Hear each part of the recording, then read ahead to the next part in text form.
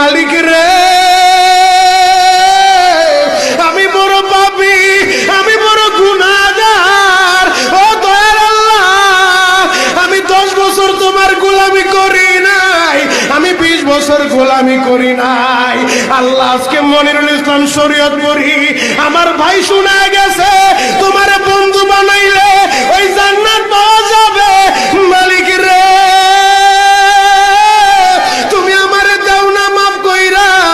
যুবক রে, যদি কেউ আল্লাহরে বন্ধু বানাইতে পারে তার কোনো আর চিন্তা নাই, তার চিন্তার কারণ নাই গো বাবা। এ যুবক ভাইরা, দাড়ি পাকা বাবাজিরা, সবাই আমার দিকে একটা নজর তাকান। এই যে দেখেন আমি হাতের ভিতরে আহারের টিস্যু দিয়া কাফনের মতো একটা দৃশ্য বানায় ফেললাম। এমন একটা কাপড় আপনার শরীরে একদিন উঠে যাবে, আমার শরীরও একদিন উঠে যাবে। ও চেয়ারম্যান ভাইরা, ও মেম্বার ভাইরা, ও নেতা ভাইরা, ও আলেম ভাইরা, এখন কাঁদতে বলছি, শুধু কাঁদবা। জীবনে কত জায়গায় আমরা গোসল করলাম।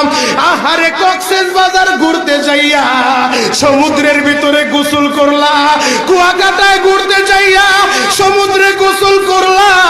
এই যে মাদ্রাসার পুকুরটা ভরাট করছে মসজিদের জন্য, বিশাল বড় ময়দান এখন হয়ে গেছে। এই পুকুরের ভিতরে কত মানুষ গোসল করছে, আবার পিছনে একটা বিরাট পুকুর হয়ে গেছে, ওই পুকুরে কত মানুষ গোসল করবে।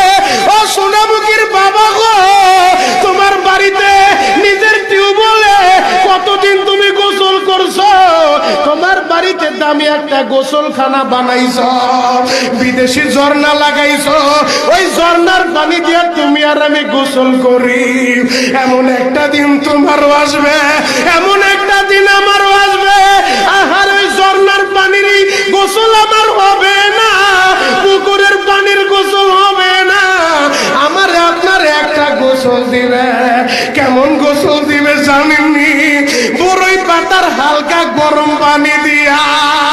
আহারে, মসজিদের কর্নারে পড়ে থাকা 4 পায়ার খাটিয়াটা বাড়িতে নিয়া পর্দা দিয়ে একটা ব্যারিকেড দিয়া বড়ই পাতার গরম পানি দিয়া আপনারে আমারে গোসল দিবে গো বাবা। ওই গোসলটা যেদিন দেওয়া হবে, আহারে, এরপরে আর দামি কাপড় পরতে দিবে। মালিক রে,